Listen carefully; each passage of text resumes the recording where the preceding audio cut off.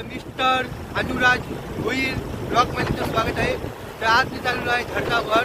धरणावर कशाला काय करायचं व्हिडिओच्या आत सांगणार आहे। सध्या तुम्ही हे नजारा तुम्ही बघितला असेल, म्हणजे रेग्युलर येतात ते नजारा पाहिलाच असते त्याही। इथं वाऱ्याच्या शेंगा पण आहेत, इथं शेती पण केलेली आहे।